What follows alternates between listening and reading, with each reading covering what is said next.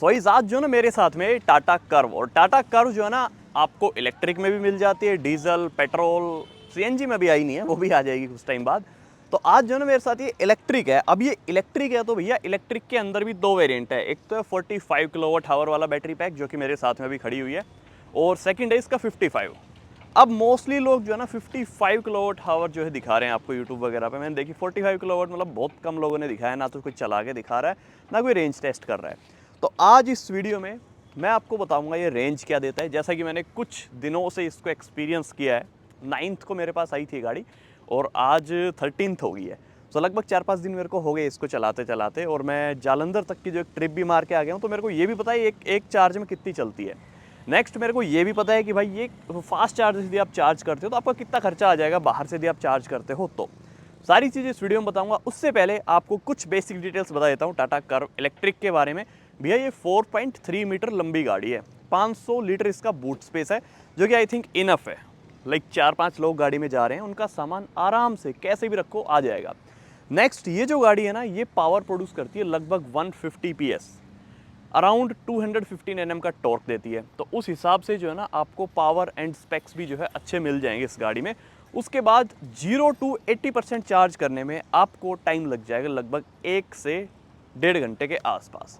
उसके बाद जब 100% आप चार्ज करते हो फास्ट चार्जर से तो 2-2.5 घंटे आसपास लग, मतलब 2 घंटे आपके लगेंगे आराम से।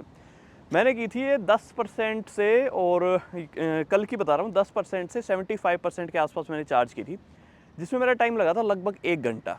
और ये उसी को यदि मैं फुल चार्ज करता तो लगभग 2 घंटे आराम से लगते। और ये किया था मैंने 25 किलोवाट वाला जो टाटा का जो चार्जर होता है ना उससे। और स्टैटिक से यदि मैं चार्ज करता हूँ तो भैया ये 100% 1 घंटे के आसपास में हो जाती है चार्ज। अब इसकी कैपेसिटी क्या है वो सारी चीज़ें जो है मैं गाड़ी में चलते चलते आपको बताऊंगा। एंड घर पे चार्ज करते हैं तो क्या खर्चा आता है, और बाहर से भी आप चार्ज कर रहे हो तो क्या खर्चा आएगा, वो सारी चीज़ें भी आपको बता देता हूँ इस वीडियो में। तो चलिए जी करते हैं वीडियो को स्टार्ट, और लेट्स सी कि ये जो टाटा कर्व ईवी है ये चलने में कैसी है, क्या कुछ चीज़ें हैं, एंड क्या ये वर्थ इट है यदि आप 20-25 लाख रुपए इस पर लगा रहे हो। वैसे तो अभी डिस्काउंट पे है, तो ये 18-19 के आसपास जो इसका एक्स शोरूम प्राइस है, तो आपको जो ना ये एक्स शोरूम से थोड़ा बहुत ही ऊपर पड़ेगी। मतलब डिस्काउंट चल रहे हैं अच्छे खासे, आप लोग डीलरशिप पे जाके चेक कर सकते हो। तो चलिए जी करते हैं वीडियो को स्टार्ट। तो चलिए जी करते हैं ड्राइव रिव्यू को स्टार्ट। उससे पहले कुछ एक फीचर्स के बारे में जान लेते हैं जो कि आपको पता होने चाहिए यदि आप एक इलेक्ट्रिक गाड़ी ले रहे हो, वो भी टाटा की तरफ से। तो सबसे पहले भैया इस गाड़ी के अंदर जो है ना आपको मिलता है पुश स्टार्ट बटन। गाड़ी कर लेते हैं स्टार्ट डायरेक्ट, कोई आवाज़ नहीं आएगी। लेकिन या इस गाड़ी के अंदर जो है ना आप लोगों को आगे जो है ना एक स्पीकर मिलता है इसके बोनेट के या फिर बोलो हुड के अंदर, जो कि आवाज़ रेगुलर करता रहता है ताकि सामने वाले बंदे को पता चल जाए पीछे से कोई गाड़ी आ रही है। क्योंकि होता क्या है ना, ज़्यादातर जब अपन गाड़ी लेके चलते ईवीज तो वो आवाज़ नहीं करती, लेकिन इसके अंदर बाहर एक आवाज़ आती है। मैं आपको सुना भी देता हूँ, तो बाहर जाके ना यदि आपको सुनाई दी तो मैं एक बार बोनेट खोल के ही बता देता हूँ आपको। ये ना इसमें पता नहीं चलता जब बोनेट अपन खोलते हैं तो ये देखो इसके अंदर एक आवाज़ चल रही है कंटिन्यू। ये देखो ये जो स्पीकर है ना इसमें से एक आवाज़ आती रहती है, और उससे जो है क्या है कि पता चल जाएगा सामने वाले बंदे को कि हाँ भाई सामने जो है या फिर आपके पीछे जो है गाड़ी आ रही है। तो उससे क्या है एक्सीडेंट वगैरह के चांसेस कम हो जाते हैं। तो ये चीज़ जो है काफ़ी बढ़िया दी है टाटा ने कि इसके अंदर एक आर्टिफिशियल साउंड है जिससे कि सामने वाले बंदे को पता चल जाएगा कि भाई लाइक पीछे से गाड़ी आ रही है। तो अब जो है बाकी चीज़ों के बारे में बात करते हैं। सबसे पहले भाई इसका ये फ्लैट बॉटम या फिर बोलो डी कट इसका स्टीयरिंग व्हील है। यही जो स्टीयरिंग व्हील है यही टाटा सफारी में, हैरियर में मिलता है अपने को। उसके बाद ये सेम स्क्रीन आपको उनमें भी मिल जाती है। एंड जो इंटीरियर है वो नेक्सॉन जैसा ही है। इसका नेक्सॉन से कुछ अलग है तो मैं आपको बता दूं नेक्सॉन से कुछ अलग है तो भैया देखो कलर पैटर्न थोड़ा अलग है, ये सॉफ्ट टच वगैरह थोड़ा दे दिया इसके अंदर, ठीक है। उसके बाद ये बड़ी स्क्रीन आ गई है। उसके बाद यहाँ पे ये स्टीयरिंग डिफरेंट है थोड़ा, बाकी सारी चीज़ें ऑलमोस्ट आपको सेम ही लगेगी। यहाँ पे पूरा आपको पैनोरामिक सनरूफ मिल जाता है कुछ इस तरीके का, ठीक है, कंप्लीट पूरा खुल जाता है। उसके बाद यहाँ वायरलेस चार्जर आपको इस गाड़ी के अंदर मिलता है। लेकिन यहाँ पे मैं फ़ोन रखता हूँ तो देखो इसके अंदर जो है ना ये वायरलेस चार्जर है जो कि वर्क करता है, बट अभी लेट्स सी दोबारा से करके देखता हूँ। हाँ लग गया है। तो ये थोड़ा ना अपने को अच्छे से इसके अंदर सेट करना पड़ेगा, उसके बाद हो जाता है स्टार्ट। उसके बाद ये आपका वायरलेस पूरा एंड्रॉयड ऑटो वगैरह और ये सब चीज़ें आपको इसके अंदर मिलती है। अब डालते हैं गाड़ी को ड्राइव में। तो यहाँ से जस्ट मैंने ब्रेक पेडल दबाया और यहाँ से डाल दी ड्राइव में। अब यहाँ पे पार्किंग ब्रेक इलेक्ट्रॉनिक है तो इसको अपन रिलीज़ कर लेते हैं जस्ट इसको नीचे क्लिक करके। उसके बाद 3 ड्राइविंग मोड्स है, सिटी, इको, स्पोर्ट। अब इसके अंदर मैं डालता हूँ Economy drive mode activated. Yes, so eco mode में मैं इसको चलाऊंगा। 65% बैटरी है, 204 की रेंज शो कर रही है। फुल बैटरी में लगभग ये 300 से प्लस ही चलती है, मतलब 320 330 किलोमीटर निकाले हैं मैंने इससे। तो 350 के आसपास जाएगी जब आप बहुत ज़्यादा प्यार से चला रहे हो, एसी आपका ऑफ है तब।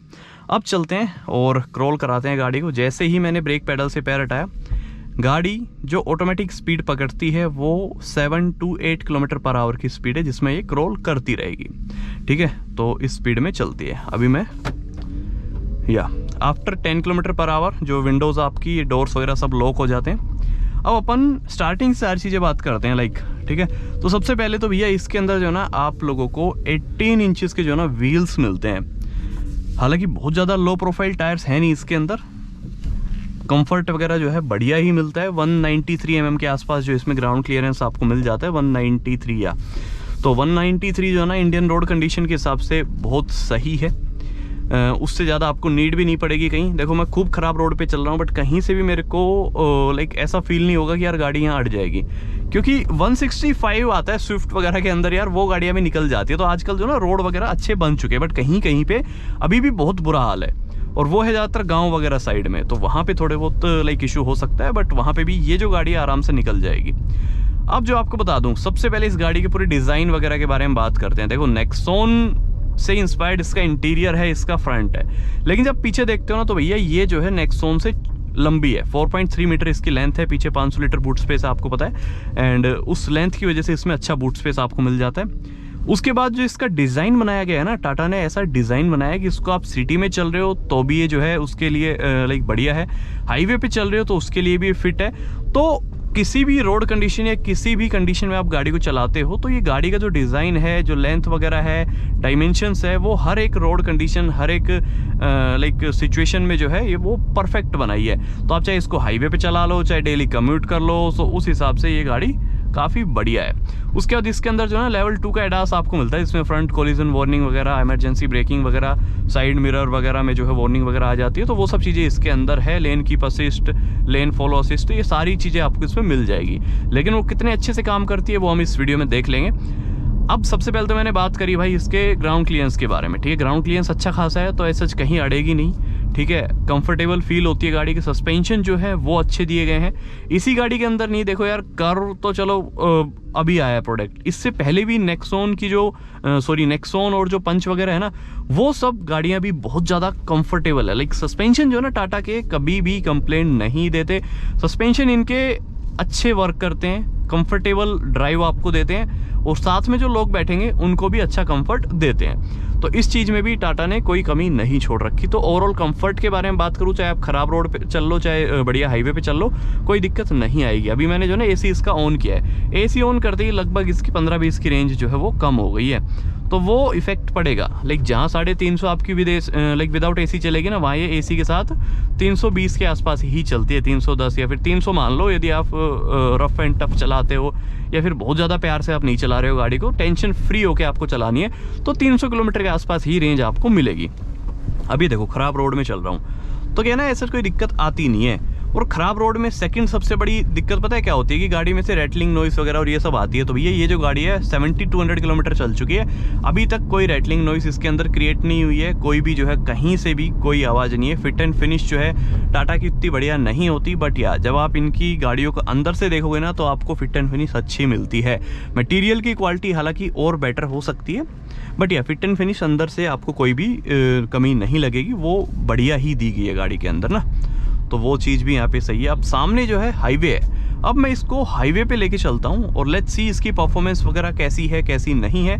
कई बार क्या होता है यार, हम 120 प्लस जो है क्रॉस हो जाती है गाड़ी लाइक हमसे, क्योंकि फोकस जो है ना कई बार हमारा कैमरे में भी होता है, तो उस चक्कर में क्या है कि 120 प्लस चली जाती है हाईवे वगैरह पे। तो उसको ये मत सोचा करो कि यार हमने तो स्पीड लिमिट वॉयलेट कर दी और वो सब, तो यार देखो वो हो जाता है, उसका अपन क्या ही कर सकते हैं, क्योंकि अपने को जो है ना सारी चीज़ें आपको दिखानी है, दैट्स वाई। बट या 120 के आसपास जो है आप लाइक एक्सप्रेस वे पे जो है एक्सप्रेस वे पे चला सकते हो, कोई दिक्कत आपको नहीं आएगी। तो अभी मैं इसको 120 तक ही टेस्ट करूँगा, दैट्स वाई मैंने आपको पहले ही बता दिया, यदि 123 125 चली जाए तो उसको ज़्यादा हाईलाइट मत करना। तो चलिए जी, अभी जो है अपन चलते हैं मेन, पहले तो ये नॉर्मल हाईवे इस पर ही चलाते हैं, और लेट्स सी कि इसकी पावर वगैरह कैसी है इको मोड में। हाईवे पे चढ़ने के बाद तो फिर इसका डायरेक्ट स्पोर्ट्स मोड ही लगेगा, लेकिन इको में देखते हैं कि कैसी पावर। देखो इको में या फिर बात करूँ पावर में या फिर जो इसका सिटी मोड में, तीनों में जो ना आपको इनिशियल पावर अच्छी मिलती है। कहीं से भी ऐसा फील नहीं होगा कि यार ये तो अंडर 80 किलोमीटर पर आवर ही जो है लो फील करा रही है। नहीं, आपको जो ना पावर वगैरह अच्छी ही मिलेगी, चाहे आप कोई भी मोड में चला लो। पावर आपको ज़्यादा तब मिलेगी जब आप हाई रेव कर रहे हो। नॉर्मल पंजे पे आप चला रहे हो आपको नहीं पता चलेगा, चाहे आप कोई भी मोड डाल लो, उसमें जो है ना आपको सेम ही पावर मिलती है। बट ये जब स्पोर्ट्स मोड में डालूंगा तो इसमें जो ना कम एक्सेलरेटर पे ये ज़्यादा परफॉर्म करती है। तो इसमें वो पूरी सेटिंग वगैरह होती है, जो इसके पेडल में सेटिंग वगैरह की जाती है, वो सब चीज़ें होती है कि कम पंजा दबाओगे तो ये लाइक ज़्यादा परफॉर्मेंस देगी स्पोर्ट्स मोड में। बाकी सिटी मोड में भी चला के देख लेता हूँ। City drive mode. Activated. City drive जो मोड है ना इसका, वो थोड़ा ज़्यादा कंफर्टेबल लगा मेरे को, क्योंकि उसमें ना पावर कट नहीं होती। पावर कट 1% भी नहीं होती। इको मोड में जब आप रेव करते हो तो आपको ऐसा लगेगा कि हाँ जो पावर है ना वो डिलीवरी कम मिल रही है। हालांकि आप नॉर्मल चल रहे हो तो नहीं पता चलेगा, लेकिन जैसे मैंने एकदम से पंजा दबाया तो उसमें क्या है, इको मोड में थोड़ी दब के उठती है, लेकिन सिटी मोड में बढ़िया चलती है। स्पोर्ट्स मोड में फिर ओवर हो जाता है। तो जो बेस्ट मोड में बोलूँगा ना इस गाड़ी का, वो सिटी मोड है, जिसमें कि आप चल सकते हो। और सिटी में आपको चलना है, ट्रैफिक में चलना है, तो सिटी मोड ही बढ़िया है। इको मोड तब काम आएगा आपका जब आप ऐसे खुले हाईवे पे चल रहे हो और आपको चाहिए रेंज ज़्यादा, तो इको मोड में लगा लो और इस गाड़ी को क्रूज लगा लो 80-100 पे। और फिर जब आपको परफॉर्मेंस चाहिए तो भैया स्पोर्ट्स मोड अपने पास है ही। स्टीयरिंग के अंदर क्रूज कंट्रोल यहाँ पे है, यहाँ पे लेन की असिस्ट वगैरह की जो फीचर्स वगैरह इसमें दिए गए हैं। और हॉर्न का जो है थोड़ा मेरे को लगता है कि यार ये यहाँ से कुछ कनेक्शन होना चाहिए था, या तो यहाँ से या यहाँ से या फिर नीचे से। इसमें क्या है ना, बीच में ही आपको ऐसे ही दबा के हॉर्न मारना पड़ेगा। बाकी विंडशील्ड बड़ी है तो व्यू अच्छा है, बोनेट वगैरह दिखता है थोड़ा बहुत ज़्यादा नहीं दिखता। लाइक आपको साइड में ये इधर ए पिलर से आगे दिख जाएगा, उधर भी ए पिलर से आगे थोड़ा सा दिखेगा, उससे ज़्यादा नहीं दिखेगा आपको। अब देखो इसमें ना ये लाइक ADAS लेवल 2 है, तो इसमें क्या है लेवल जो लेन की असिस्ट है वो इसमें अभी फ़िलहाल ऑन है, ठीक है। तो ये इस लेन के अंदर गाड़ी चलेगी, और आगे कुछ आया ना तो ये ऑटोमेटिकली ब्रेकिंग, देखो ये अपने आप ब्रेक ले रही थी, बट मैं ज़्यादा रिस्क लूँगा नहीं। इसने हल्के से ब्रेक ऑटोमेटिक ले लिए थे, और जैसे ही मैंने पंजा दाबा इसने फिर वो चीज़ साइड कर दी कि नहीं, अब जो है ड्राइवर की आंखें खुल चुकी है और वो कर लेगा कंट्रोल। तो ऐसा नहीं है इसके अंदर कि एकदम सफारी और हैरियर में दिक्कत है, उनमें क्या है कि एकदम से गाड़ी खड़ करके जो है एकदम से मारती है ब्रेक। इसमें क्या है, सिर्फ आपको फील कराती है कि हाँ, मतलब आपको जस्ट वार्निंग देती है हल्का सा ब्रेक मार के। जैसे ही फिर आपने ब्रेक पे प्रेस किया उसके बाद गाड़ी छोड़ देती है उस चीज़ को, फिर आपको ही कंट्रोल करनी है। फिर जब बहुत ही ज़्यादा क्लोज चली जाती है ना, तब वो इमरजेंसी ब्रेक अप्लाई करती है। तो इसमें जो है ना ब्रेकिंग की जो लाइक बाइट्स हैं वो आपको बहुत ज़्यादा फील नहीं होती जब इमरजेंसी ब्रेकिंग लेती है ना, लाइक जब क्लोज जाती है। तो कुछ गाड़ियों में होता है एकदम से धैड़ से ब्रेक मार देती है, तो उसमें फिर क्या है थोड़ा यार लगता है कि पीछे वाला बंदा मार ना दे कहीं, और कई बार हो भी जाता है ऐसा। लेकिन इसमें क्या है, आपको हल्के से बाइट्स में फील कराएगी कि हाँ आगे कुछ है, तो जैसे ही आपने फिर ब्रेक दबाया वहाँ पर फिर वो आप कंट्रोल कर सकते हो। तो ये तो होगी भैया इसके लाइक ये ब्रेकिंग वाली चीज़। अभी मैं चल रहा हूँ सिटी मोड में ही, और सिटी मोड में आप लोग देख सकते हो 85 के आसपास। तो भैया स्पीड लिमिट इसके अंदर शो कर देगी, जो भी रोड पे स्पीड लिमिट है, क्योंकि इसके अंदर ADAS के रेडार वगैरह है, तो वो क्या है सेंस कर लेते हैं। जो भी यहाँ पे कोई भी बोर्ड आएगा ना, स्पीड का बोर्ड, तो उसको ये लाइक रीड कर लेगी और आपकी स्क्रीन के अंदर बता देगी भैया इस स्पीड में चलना है। चलो जी, उन सब चीज़ों को आप साइड करते हैं। उसके बाद इस गाड़ी के अंदर जो है ना आपको 6 एयरबैग्स मिलते हैं स्टैंडर्ड, कोई भी वेरिएंट ले लो। अब जैसे लेन चेंज करी तो यहाँ पे देखो लेन डिपार्चर वार्निंग वगैरह आ गई है, तो ये भी आपको बताती रहेगी। और मैंने 1085 किलोमीटर चला दिया इस गाड़ी को अभी तक। तो कुछ एक चीज़ें मैं आपको बहुत बढ़िया तरीके से बताने वाला हूँ। जैसे कि मैं इसको जालंधर लेके गया था, ठीक है, पंजाब में, दिल्ली से, तो भाई लगभग 400 किलोमीटर के आसपास पड़ता है। तो मैं इस गाड़ी को जो है ना सोच रहा था कि लाइक 350 किलोमीटर के आसपास में निकाल दूँ एक बैटरी में, बट ये जो गाड़ी है ना 320-325 किलोमीटर के आसपास ही चलती। मैंने इसको लगभग 280 किलोमीटर चलाया। उसके बाद इसमें जो रेंज शो कर रही थी ना वो 50-45 इतनी शो कर रही थी, तो मैंने फिर इसको चार्जिंग में लगा दिया। अब जब मेरी गाड़ी लाइक 50-45 की रेंज शो कर रही थी, तो बैटरी परसेंटेज थी लगभग 13-14% के आसपास। तो उस टाइम पे फिर मैंने इसको चार्ज किया लगभग 80% तक। उसमें जो मेरी कोस्टिंग आई ना टाटा के चार्जर से 25 किलोवाट वाले से, तो उससे भाई लगभग आप मान के चलो कि मैंने 700 से 800 रुपये डाले उसके अंदर, तब जाके मेरी गाड़ी इतनी चार्ज हुई। लेकिन मैं आपको एक बेस्ट चार्जर रिकमेंड करता हूँ, टाटा का नहीं है वो है स्टैटिक का।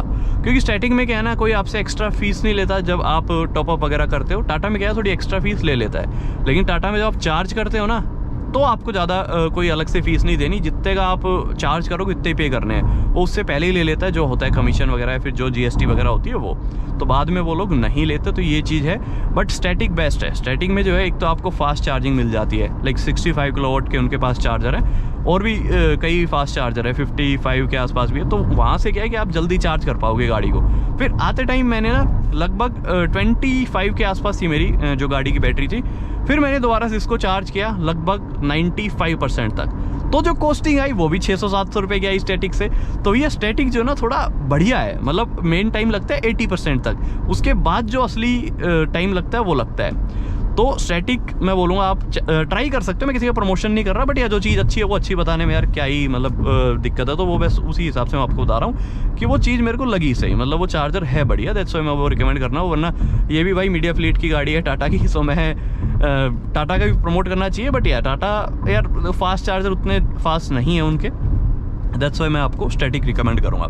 चलो ठीक है, ये तो बात होगी भाई चार्जिंग वगैरह की, वो सब कॉस्ट भी मैंने आपको बता दिया। यदि आप 0 to 100% करते हो तो 1200 से 1300 रुपये आपको बाहर फास्ट चार्जर पे पे करने पड़ सकते हैं, जिसमें कि आपका लगभग 4 रुपये 1 किलोमीटर पड़ेगा।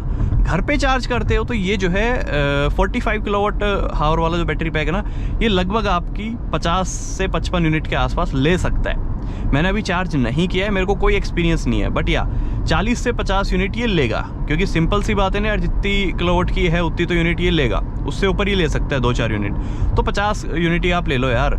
और यदि आप 10 रुपये के हिसाब से भी यूनिट पे कर रहे हो घर पे, तो आपकी जो गाड़ी है वो 500 रुपये में फुल चार्ज हो जाएगी, 500 से 600 लगा लो, तो वो ज़्यादा बेस्ट है। क्योंकि यहाँ पे ना आपको फास्ट चार्जर में डबल से भी ज़्यादा कॉस्ट पे करनी पड़ रही है। तो मैं बोलूँगा आप लोग जो है ट्राई करो कि घर पे गाड़ी को चार्ज कर लो। घर पे गाड़ी को चार्ज करोगे तो आई थिंक ज़्यादा बेटर हो जाएगा आपके लिए। सो वो ज़्यादा बढ़िया ऑप्शन है, उसमें आप पैसे बचा सकते हो और एक इलेक्ट्रिक गाड़ी का अच्छे से आप लोग जो है फ़ायदा उठा सकते हो।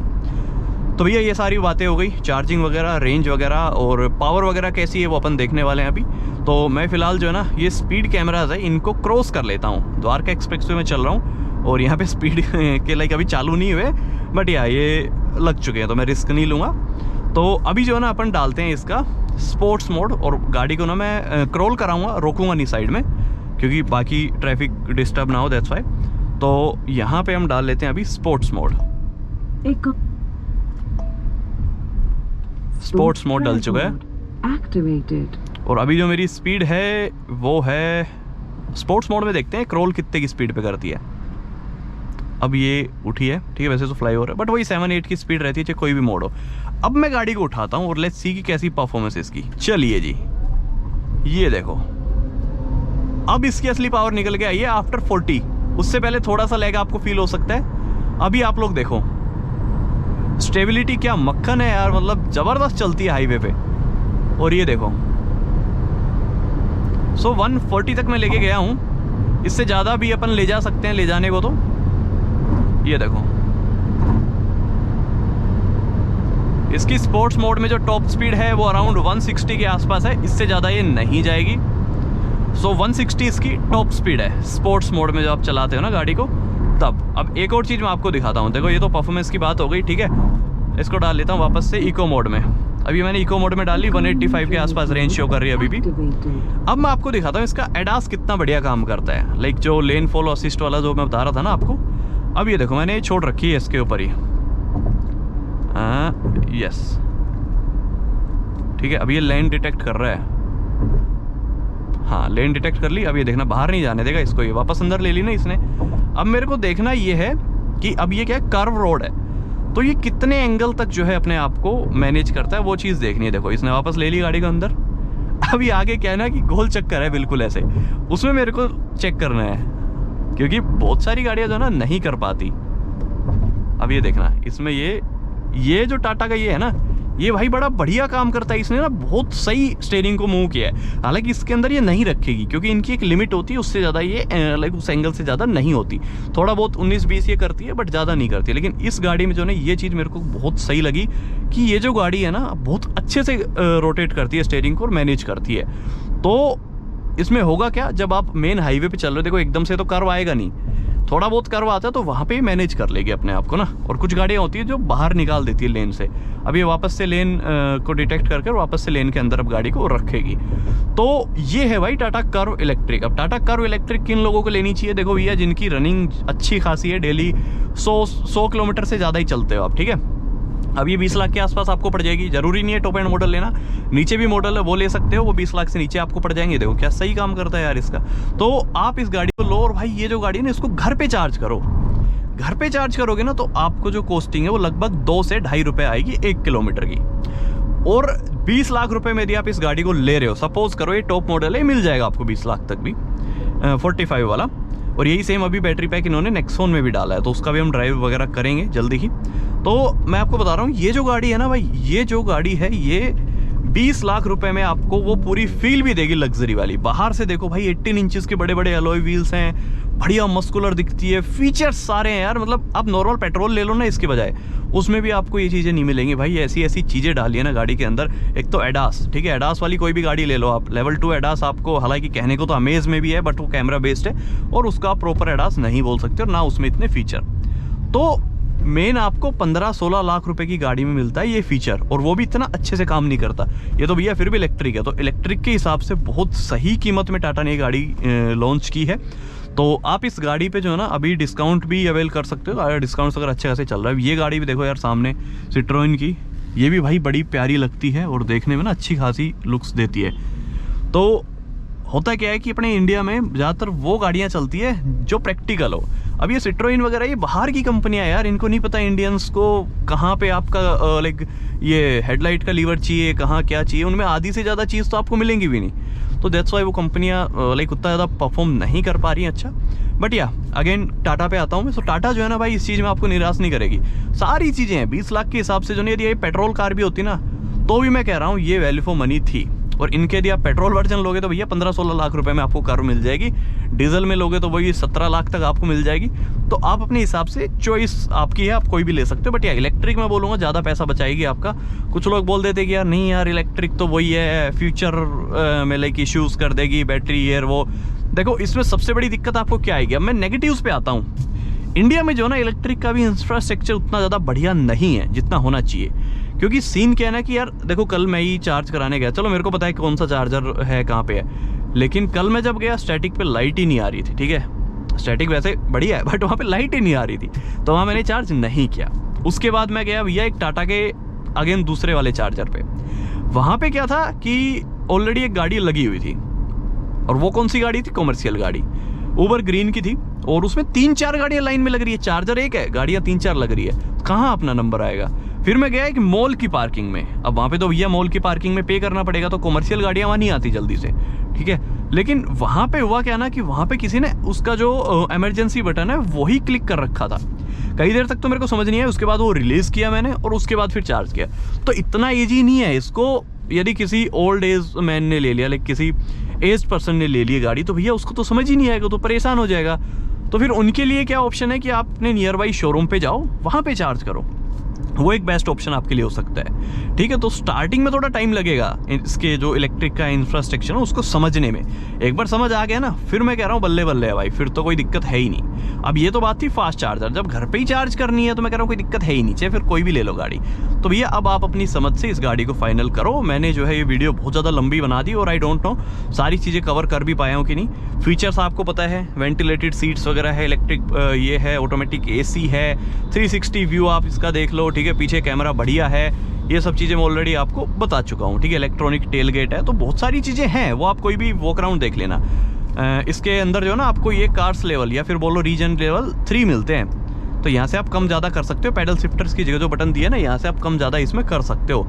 तो इससे क्या होगा ना कि जो ब्रेकिंग है वो और ज़्यादा टाइट हो जाएगी जब इसको लेवल 3 पे आप रखते हो।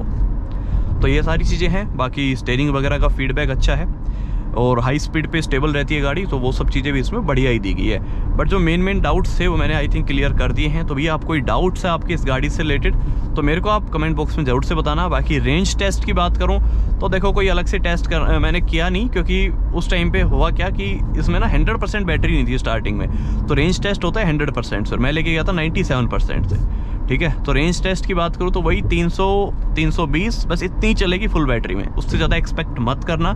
AC ऑफ है तो हो सकता है 340 किलोमीटर चल जाए, बाकी आप अपने हिसाब से भाई देख लेना।